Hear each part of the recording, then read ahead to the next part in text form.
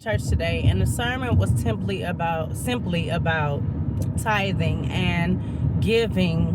Instead of selfishly stating or saying, oh, this is my money, or I'm going to be broke, or I'm going to not have enough for what I need. And the message was just stating how, oftentimes we glorify what we have going on, or we give to ourselves before we give to God. And like I say, I've been through it. I understand when you're on your last dollar, you're on your last leg, and you don't really have enough. But when you look at it in a faith-driven eye, it's like you do have enough, because God is going to supply you to get more. God will supply you to gain more. And so I'm just hopping on here right now to give a word of encouragement, saying that, hey, even if it's the last that you have, be thankful and give grace and prayers to God. Give thanks to God. Give, tithe. Anything after that is your offering. But like I say, it's like, a lot of times we think to ourselves, hey, I don't have it, or it's my last, so I really can't afford it. But when you're talking about the greatness that God can do for you, and you're thinking about the things that God can do for you outside of money, you then realize how blessed you really are, and the things that you can do out of faith. When you're putting faith at your forefront, instead of, oh, I got to wait a week until payday, I have to wait 2 weeks till payday. And the pastor was just saying how tithing is that first 10%.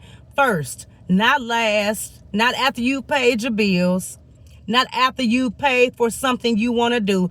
When that fund lands in your hand, you tithe the 10%, and anything after that is considered an offering. And so he was just saying how, when you give first, your first fruits, you give your first fruits, it's before anything else.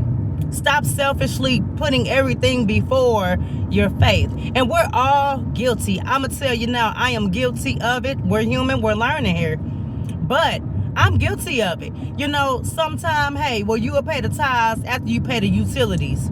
Or as soon as that deposit check happens, you put in the extra $5, $10 in your savings first. When in reality, hey, that 10% respectfully, or what you can give first, your first fruits should go towards tithing, and the additional should be an offering. And I'm just on here to encourage you all to start somewhere. They were speaking on the great stories and things in the Bible, and even real life situations in the church community, of how these people, their businesses have flopped. They had no money. They were a week away from their wedding. The wife got laid off. Pregnancy happened. Things of their life had just taken a toll, and they were like, oh my gosh, like, we're broke. We literally don't have anything to give. And they started giving $20 every week, or $20 every time they got paid, and how God just made blessings flow down for them. How God just allowed for people to call them, and the connections to be made, and for them to meet people that were able to elevate them and offer them a job and offer them a position that they could not refuse. And they were just saying how, hey, we were broke. Our business was closed. We had to restart. And, they didn't have anything. And faith kept them grounded. Faith kept it going. Faith kept them moving, and they didn't give up. And they started tithing, and they started giving before they gave to themselves, to God. And how their life just turned around, how the blessings started flowing, how things and miracles started working. And like they say now, it was, they were tithing off of their credit cards. Real story of someone in the church. But, how they were using credit cards to pay $20. Credit cards.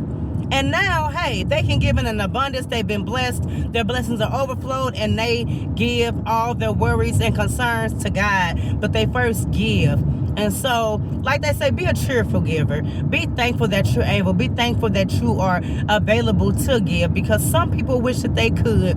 And once you start giving and doing in God's word, and you start positioning yourself to be a better person, blessings that you never thought of would just happen. Things would just start falling. Blessings will start just, forming around you, and you won't be able to resist these great things that are coming into your life. It's going to be things and things that you've never seen, you never thought was unimaginable.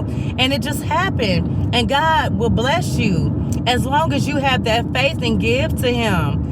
And give and just be open and transparent and know that God is going to make a way for you out of no way.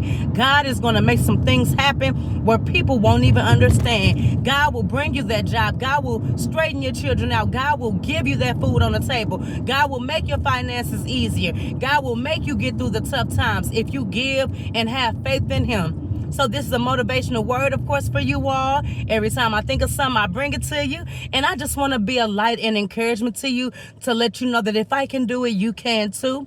And you be blessed. I'll see you all next in the video.